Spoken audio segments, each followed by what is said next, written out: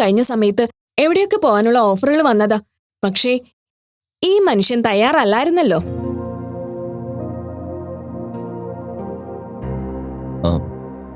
മീര എന്തോന്നും മിണ്ടാത്തത്? ഒന്നുമില്ല വിഘ്നേഷേട്ടാ, നിങ്ങൾ സംസാരിക്കല്ലേ. നമ്മുടെ ഈ ട്രിപ്പിനോട് മീരയ്ക്ക് വലിയ താല്പര്യമില്ലാന്ന് തോന്നുന്നു. വിവാഹം കഴിഞ്ഞിട്ട് ഇവർക്ക് യാത്രകളൊന്നും പോവാൻ സാധിച്ചില്ലല്ലോ, അതാവും അല്ലേ മീരെ? അങ്ങനെയൊന്നുമില്ല ചേച്ചി. പിന്നെ എനിക്ക് ദൂരയാത്രകളോട് പൊതുവെ താല്പര്യമൊന്നുമില്ല. ഇനിയിപ്പോ അങ്ങനെ പറഞ്ഞാ മതിയല്ലോ. ഏതായാലും ഞാൻ ഈ ട്രിപ്പ് എൻജോയ് ചെയ്യാൻ തീരുമാനിച്ചിരിക്കുക. അത്ര വലിയ എൻജോയ്മെന്റ് ഒന്നും വേണ്ട. എത്രയും പെട്ടെന്ന് തിരിച്ചെത്തണം. ഓഫീസ് കാര്യങ്ങളെല്ലാം കൂടി ആദർശിന്റെ മാത്രം തലേ വെക്കുന്നത് ശരിയല്ലല്ലോ. അതേക്കുറിച്ചൊന്നും നിങ്ങൾ ചിന്തിക്കണ്ട. സാവകാശം എല്ലായിടത്തും പോയി അടിച്ചു പൊളിച്ചിട്ട് തിരിച്ചു വന്നാൽ മതി. കണ്ടോ, ഇതാണ് എന്റെ അനുജൻ. ഏതായാലും നിങ്ങൾ പോകുന്ന സ്ഥിതിക്ക് സിംഗപ്പൂർ നമ്മുടെ റിലേറ്റീവ്സ് ഇല്ലേ, അവരെ കൂടെ പോയി കണ്ടിട്ട് വന്നാൽ മതി. അതിനു വേണ്ട കാര്യങ്ങളൊക്കെ ഞാൻ ഏർപ്പാട് ചെയ്യാം. താങ്ക്സ് എടാ.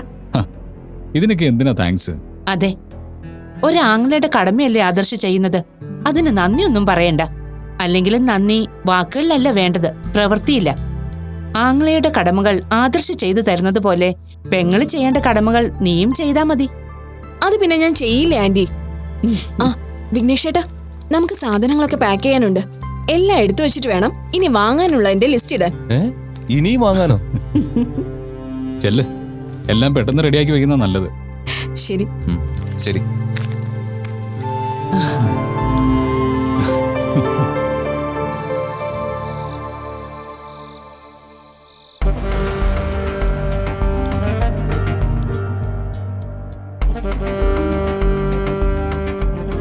ഞാൻ ഒരുപാട് നാളായിട്ട് ആഗ്രഹിച്ച കാര്യം ഇപ്പൊ നടക്കാൻ പോകുന്നത്. നിങ്ങൾക്ക് എന്തോ ഒരു സന്തോഷമില്ലാത്തതുപോലെ? അതല്ല വി, ആദർശിന്റെ പെരുമാറ്റത്തിൽ എന്തോ ഒരു പന്തികേടുള്ള പോലെ. എന്ത് പന്തികേട്? നീ ശ്രദ്ധിച്ചില്ലേ? നിന്നെയും കൂടി എനിക്കിപ്പോ പറഞ്ഞുവിടാൻ ആദർശാണ് മുൻകൈ എടുക്കുന്നത്. അതിനെന്താ കുഴപ്പം? ആദർശ് എന്റെ ആങ്ങളെയല്ലേ. അപ്പോ എന്റെ സന്തോഷം അവൻ ചിന്തിക്കില്ലേ? എനിക്ക് നിങ്ങൾക്കൊപ്പം വരുന്നതാണ് സന്തോഷം എന്ന് ഞാൻ പറഞ്ഞില്ലേ? അതാകും ആദർശം ഞാൻ കൂടി പോന്നോട്ടെ എന്ന് പറഞ്ഞത്.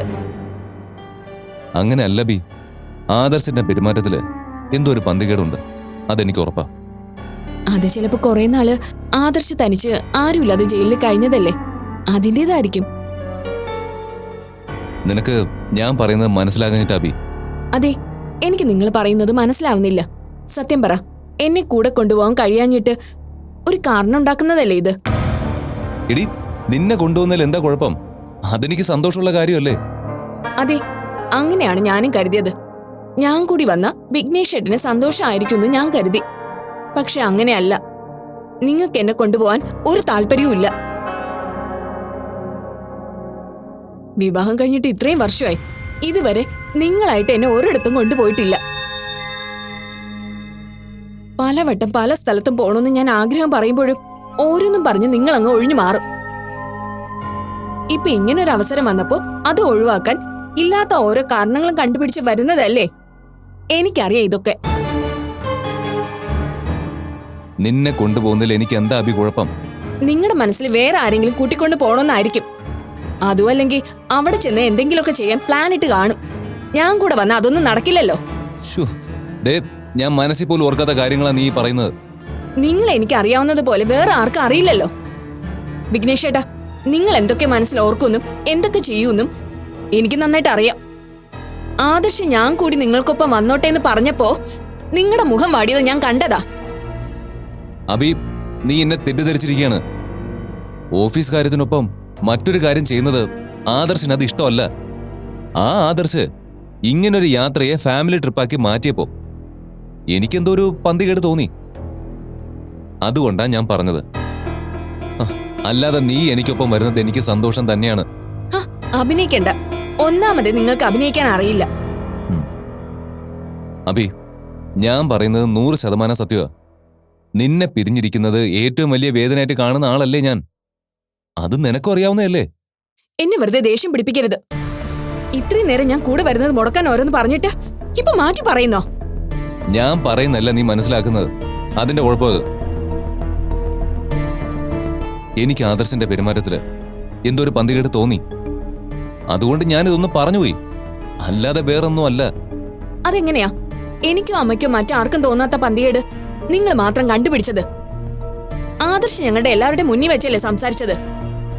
നിന്നോടെ ഞാൻ തർക്കിക്കുന്നില്ല. എന്റെ മനസ്സിൽ തോന്നിയ കാര്യം ഞാൻ തുറന്നു പറഞ്ഞു, അത്രേ ഉള്ളൂ. അത് പറയാൻ പാടില്ലായിരുന്നു. എന്റെ വിഘ്നേഷേട്ടാ, എനിക്ക് നിങ്ങളെ നന്നായിട്ട് അറിയാം. ഓരോ തവണ നിങ്ങൾ ഇവിടെ നിന്ന് ബിസിനസ് ആവശ്യത്തിന് പോകുമ്പോഴുള്ള നിങ്ങളുടെ സന്തോഷവും ഒരുക്കമൊക്കെ ഞാൻ കാണുന്നതാ. അന്നൊന്നും നിങ്ങൾക്ക് ആദർശിന്റെ പെരുമാറ്റത്തില് യാതൊരു പന്തികേടും തോന്നിയിട്ടില്ലല്ലോ. ഇതിപ്പോ തായ്ലാന്റിലേക്കാണല്ലോ ട്രിപ്പ്. പ്രിയപ്പെട്ട ആരെങ്കിലും കൂടെ കൊണ്ടുപോകാന്ന് ഓർത്തിട്ട് ഞാൻ കൂടി വരുമ്പോ നടക്കില്ലല്ലോ എന്ന സങ്കടം ആയിരിക്കും, അല്ലാതെ വേറൊന്നും അല്ല. നിങ്ങൾ ഇനി എന്തൊക്കെ പറഞ്ഞാലും ഈ ട്രിപ്പിന് ഞാൻ വരുന്നുണ്ട്. എന്താ സംഭവിക്കുന്നെന്ന് എനിക്കൊന്ന് കാണണമല്ലോ. നീ വരണം. നീ വരാതിരുന്ന അത് ശരിയാവില്ല. ദേ, ഞാൻ പറഞ്ഞതൊക്കെ പിൻവലിച്ചു. ആദർശിന്റെ പെരുമാറ്റത്തില് ഒരു കുഴപ്പമില്ല. എല്ലാമേ എനിക്ക് തോന്നിയതാ.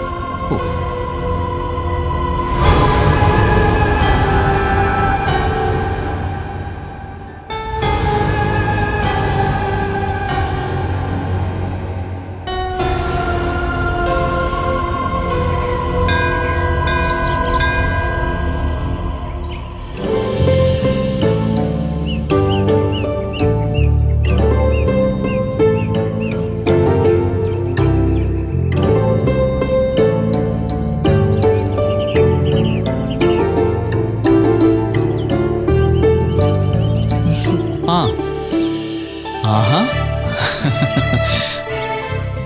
മീരയുടെ മുഖത്ത് നല്ല പ്രസാദം ഉണ്ടല്ലോ. ആദർശ് തിരിച്ചെത്തിയതിന്റെ സന്തോഷമാണോ? അതെ മുകുന്ദേട്ട, മുകുന്ദേട്ടൻ പറഞ്ഞതുപോലെ തന്നെ കുറ്റം ചെയ്തവരെല്ലാം ഭഗവാൻ തന്നെ പോലീസിന്റെ കയ്യിലെത്തിച്ചു. കാലം അതിന്റെ കണക്ക് തീർക്കുക തന്നെ ചെയ്യും. ശരിയാണ്, അവർ ചെയ്തതിനെല്ലാം ഉള്ള ശിക്ഷ അവർക്ക് കിട്ടി. ചെയ്തതെല്ലാം വിജയമെന്ന് ഉറപ്പിച്ച സമയത്താ പെട്ടെന്നെല്ലാം തകിടം മറിഞ്ഞത്. നമ്മുടെ മനസ്സിലെ ചിന്തകളും പ്രവൃത്തികളും ഒക്കെ നല്ലതാണെങ്കിൽ വലിയ പ്രശ്നങ്ങളൊന്നും ജീവിതത്തിൽ ഉണ്ടാവില്ല. ഇനി മുജ്ജന്മ പാപങ്ങളോ കാലദോഷങ്ങളോ കൊണ്ടുണ്ടാവുന്ന പ്രശ്നങ്ങളെല്ലാം ഈശ്വരൻ തന്നെ തീർത്തു തരികയും ചെയ്യും. അതുകൊണ്ട് മുടങ്ങാത്ത പ്രാർത്ഥനകളും ഈശ്വര ഭജനവും ജീവിതത്തിൽ ശീലമാക്കണം. ഭഗവാനെ വിട്ടൊരു ജീവിതം എനിക്കില്ല. എന്റെ ജീവിതത്തിൽ എനിക്കാകെ ഈശ്വരന്റെ അനുഗ്രഹം മാത്രമേ ഉള്ളൂ. എന്റെ അച്ഛനെയും ആദർശേട്ടനെയും എന്നെ സ്നേഹിക്കുന്ന എല്ലാവരെയും ഞാൻ ഭഗവാനായി തന്നെയാണ് കാണുന്നത്. മറ്റുള്ളവരിലും അതേ ഭഗവാന്റെ സാമീപ്യം തന്നെയാണ് ഞാൻ തേടുന്നത്. സ്നേഹിക്കുന്നവരിലും ദ്രോഹിക്കുന്നവരിലും ഒരേ മനസ്സോടെ ഈശ്വരനെ കാണാൻ കഴിഞ്ഞാൽ അത് വലിയൊരു കാഴ്ചപ്പാട് തന്നെയാണ്. ആ സമഭാവന മനസ്സിന് ഒരുപാട് ആശ്വാസം തരും. ജീവിതത്തിന് അർത്ഥമുണ്ടാവും. ഉള്ളിലെ അറിവിന് തെളിച്ചമുണ്ടാവും. മീരയുടെ ജീവിതത്തിലെ പുതിയൊരു ഘട്ടമാണ് ഇവിടെ നിന്ന് ആരംഭിക്കുന്നത്. ചിലപ്പോ ഇതുവരെ സംഭവിച്ചതിനേക്കാൾ വലിയ പ്രശ്നങ്ങളും പ്രതിസന്ധികളും ജീവിതത്തിൽ ഉണ്ടായേക്കാം. ഓരോ സാഹചര്യങ്ങളെയും അതിജീവിക്കുമ്പോഴും നമ്മൾ കൂടുതൽ ശക്തരാവുകയാണ് ചെയ്യുന്നത്. അതുകൊണ്ട് ഒരവസരത്തിലും മനസ്സിലെ ധൈര്യവും പോരാടാനുള്ള വീര്യവും വിട്ടുകളയരുത്. ഇനി എന്ത് പരീക്ഷണ ഭഗവാൻ എനിക്ക് കാത്തുവച്ചിരിക്കുന്നത്? ഇതിൽ കൂടുതൽ ഞാൻ ഇനി എന്ത് അനുഭവിക്കാനാ മുകുന്ദേട്ടാ? ജീവിതത്തിൽ ഓരോ മനുഷ്യരും കരുതുന്നതേ അവരുടെ പ്രശ്നങ്ങളാണ് ഏറ്റവും വലുതെന്നാണ്. എന്നാൽ അതങ്ങനെയല്ല. നമ്മളെക്കാൾ കഷ്ടതകൾ അനുഭവിക്കുന്നവരും സ്വന്തം പ്രശ്നങ്ങളെ തരണം ചെയ്യാൻ ത്രാണിയില്ലാത്തവരും നമുക്ക് ചുറ്റുമുണ്ട്. ഒരാൾക്ക് ചില സാഹചര്യത്തിൽ നിന്ന് അതിജീവിക്കാൻ സാധിക്കാതെ വരുമ്പോഴാണ് അതൊരു വലിയ പ്രശ്നമായി മുന്നിൽ വരുന്നത്. ഒരേ സംഭവങ്ങൾ ഓരോരുത്തർക്കും പല രീതിയിലായിരിക്കും അനുഭവപ്പെടുന്നുണ്ടാവുക. അതുകൊണ്ട് ഇനി ജീവിതത്തിൽ എന്ത് പ്രശ്നമാണ് ഉണ്ടാവുക എന്ന് ചിന്തിക്കാതെ എന്ത് പ്രശ്നമുണ്ടായാലും അതിനെ അതിജീവിച്ച് മുന്നോട്ട് പോകുമെന്ന് മനസ്സിൽ തീരുമാനിക്കുക. അതിനുള്ള ശക്തി തരാൻ പ്രാർത്ഥിക്കുക. മീര തൊഴുതിട്ട് വന്നോളൂ. എല്ലാം നന്നായി വരും. ശരി മുകുന്ദേട്ടാ.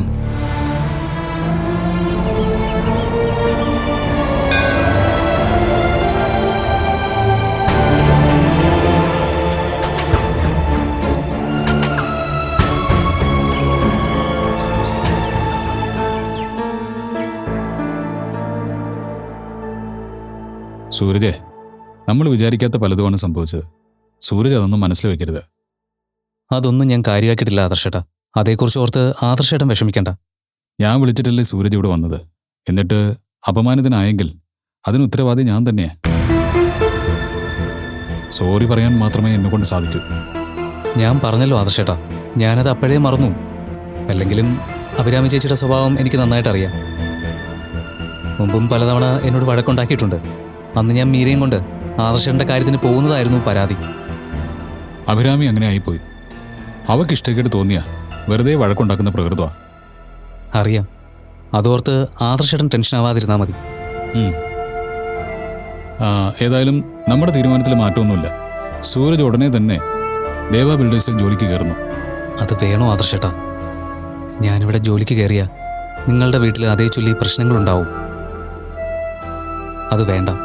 അങ്ങനെ എന്തെങ്കിലും ഉണ്ടായ അത് ബാധിക്കുന്നത് മീരയായിരിക്കും. ഇത്രയും നാളും ആദർശേട്ടനെ ഓർത്തുള്ള ടെൻഷനിലും ഓട്ടത്തിലുമായിരുന്നു മീര. അതൊക്കെ ഒന്ന് കഴിഞ്ഞ് നിങ്ങൾ സമാധാനമായിട്ടൊന്ന് ജീവിക്കാൻ തുടങ്ങിയപ്പോൾ ഈ സമയത്ത് എൻ്റെ പേരും പറഞ്ഞ് ആ സമാധാനം കളയണ്ട. അങ്ങനെയൊന്നുമില്ല. സൂരജ് ദേവ ബിൽഡേഴ്സിൽ ജോലിക്ക് കയറുക എന്നുള്ളത് എൻ്റെ തീരുമാനമാണ്. അത് നടക്കുക തന്നെ വേണം. പിന്നെ ഓഫീസ് കാര്യങ്ങളിൽ തീരുമാനം എടുക്കുന്നത് അഭിയല്ല, ഞാനാ. അതല്ല ആദർശേട്ടാ, ദേവ ബിൽഡേഴ്സ് പോലൊരു സ്ഥാപനത്തിൽ ജോലി ചെയ്യാന്നുള്ളത് എൻ്റെ സ്വപ്നമാണ്. അതിനൊരു അവസരം കിട്ടിയാൽ അതിലും വലിയൊരു സന്തോഷം എനിക്കുണ്ടാവില്ല. പക്ഷേ എൻ്റെ ആ സന്തോഷത്തിന് വേണ്ടി നിങ്ങളുടെ സമാധാനവും സന്തോഷവും കളയാൻ പാടില്ലല്ലോ. തൽക്കാലം ആ കാര്യങ്ങൾക്ക് സൂരജ് മറന്നേക്കൂ. അതൊക്കെ ഞാൻ മാനേജ് ചെയ്തോളാം. കുറച്ച് നാള് എല്ലാ കാര്യങ്ങളും നോക്കിയും കണ്ടു ഒന്ന് പഠിക്കുക. അതിനുശേഷം ഏത് പോസ്റ്റിൽ നിയമിക്കണമെന്ന് നമുക്ക് തീരുമാനിക്കാം. എല്ലാം ആദർശേട്ടൻ പറയുന്നത് പോലെ. എന്നെ സംബന്ധിച്ചിടത്തോളം ഈ കമ്പനിയിൽ എത്ര ചെറിയ പോസ്റ്റിലായാൽ കൂടി അതൊരു വലിയ കാര്യമാണ്. അങ്ങനെയൊന്നും കരുതണ്ട. സൂരജ് അർഹിക്കുന്ന ജോലി തന്നെയാണിത്. ഇവിടുത്തെ കാര്യങ്ങൾ നോക്കി മനസ്സിലാക്കാനും പഠിച്ചെടുക്കാനുമുള്ള എല്ലാ കഴിവും സൂരജിനുണ്ട്. താങ്ക് യു ആദർശേട്ടാ. ആദർശേട്ടൻ്റെ സപ്പോർട്ട് ഉണ്ടായാൽ മതി. അതെപ്പോഴും ഉണ്ടാവും.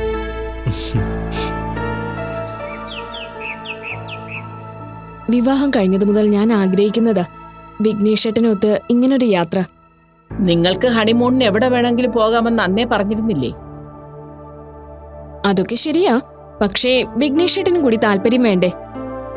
ഇത് തന്നെ കമ്പനി കാര്യത്തിന് വേണ്ടി ആദർശ് പറഞ്ഞതുകൊണ്ടല്ലേ ഈ മനുഷ്യന് ഉഴപ്പാത്തത്.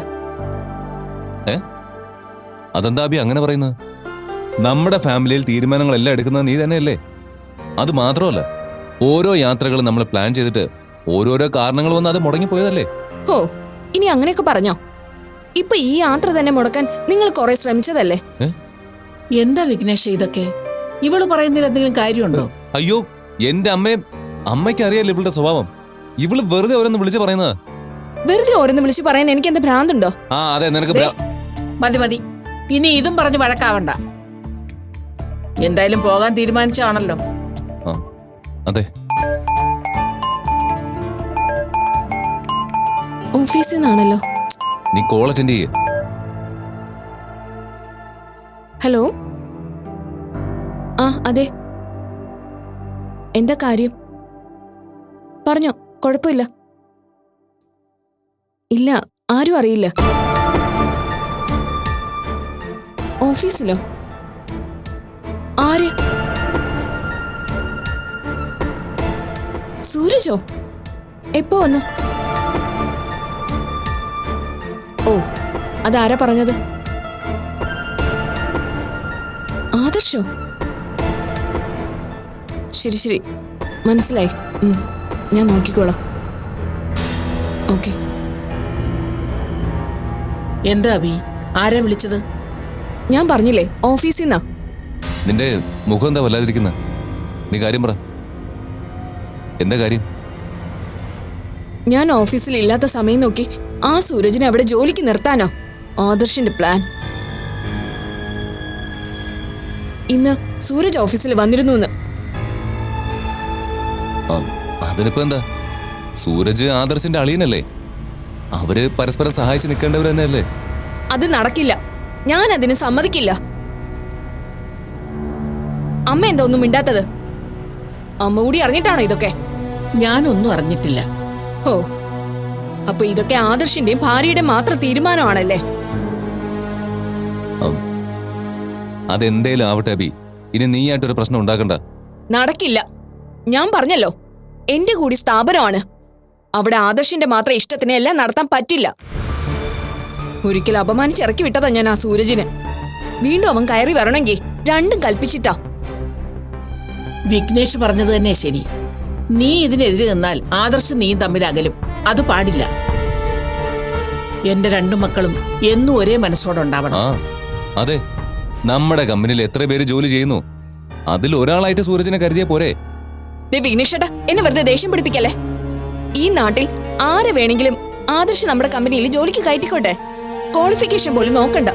പക്ഷെ സൂരജ്, അവനെ ആ സ്ഥാപനത്തിൽ കയറ്റില്ല. നീ ഒന്ന് സമാധാനിക്കവേ. നമുക്ക് ആദർശിനോട് സംസാരിക്കാം. അവനോട് സംസാരിച്ചിട്ട് ഒരു കാര്യമില്ല. ആദർശ് ഭാര്യയുടെ തലയണ മന്ത്രത്തിൽ മയങ്ങിയിരിക്കുകയാണ്. ആ മീര ഓരോന്ന് പറഞ്ഞ് അവനിപ്പൊ നല്ലതും ചീത്തയും പോലും തിരിച്ചറിയാൻ പറ്റാത്ത അവസ്ഥയിലാ. വിവാഹം കഴിഞ്ഞു കഴിയുമ്പോ ഭാര്യയുടെ വാക്കും കാര്യങ്ങളും കേട്ട് അനുസരിക്കാതെയും ചെയ്യാതിരിക്കാനും പറ്റുമോ ബി? മോളെ, ഒരുപാട് പ്രശ്നങ്ങൾ കഴിഞ്ഞു വന്നതല്ലേ അവൻ. ഇനി അവൻ സമാധാനത്തോടെ ജീവിക്കട്ടെ. അതിന് മീരയുടെ കുടുംബക്കാർക്ക് മുഴുവൻ ജോലി കൊടുക്കുന്നതാണോ പരിഹാരം? എനിക്കറിയാം, ഇതെല്ലാം ആ മീര ഒരുത്തിയുടെ ബുദ്ധിയാണ്. അവള് പാവത്തര അഭിനയിച്ച് നമ്മുടെ കുടുംബം തകർക്കും. അല്ലെങ്കിൽ പിന്നെ ഞാൻ ജോലി കൊടുക്കില്ലെന്ന് പറഞ്ഞു വിട്ടവനെ വീണ്ടും കമ്പനിയിൽ കയറ്റോ? ഇടി, നീ പറഞ്ഞു വിട്ടോന്ന് ആദർശ് അറിഞ്ഞിട്ടുണ്ടാവില്ല. അങ്ങനെ അറിഞ്ഞെങ്കിൽ ആദർശ് ഇതൊന്നും ചെയ്യില്ല. അതുകൊണ്ട് നീ പ്രശ്നത്തിനൊന്നും നിൽക്കണ്ട. അത് നിങ്ങളാണോ തീരുമാനിക്കുന്നത്? ഇനി അളിയനെ കമ്പനി കയറ്റാൻ വേണ്ടിയാണോ അവൻ നമ്മളിവിടുന്ന് പറഞ്ഞു വിടുന്നത്? അതൊന്നുമല്ല മോളെ. ആദർശിനെ രക്ഷിക്കാൻ വേണ്ടി മീരയ്ക്കൊപ്പം സൂരജും ഒരുപാട് കഷ്ടപ്പെട്ടതല്ലേ. അതിന് നന്ദിയായിട്ടാവും ജോലി കൊടുക്കുന്നത്. അല്ല, അങ്ങനെ ആദർശ് ചിന്തിച്ചാൽ അതിന് തെറ്റു പറയാൻ പറ്റില്ലല്ലോ. ഓ, അമ്മയുടെ മനസ്സ് മാറിയോ? ആരൊക്കെ മാറിയാലും എന്റെ തീരുമാനത്തിന് ഒരു മാറ്റവും ഉണ്ടാവില്ല. ആ നശിച്ചവനെ എന്റെ കൂടി അവകാശമുള്ള സ്ഥാപനത്തിൽ ജോലി ചെയ്യാൻ ഞാൻ സമ്മതിക്കില്ല.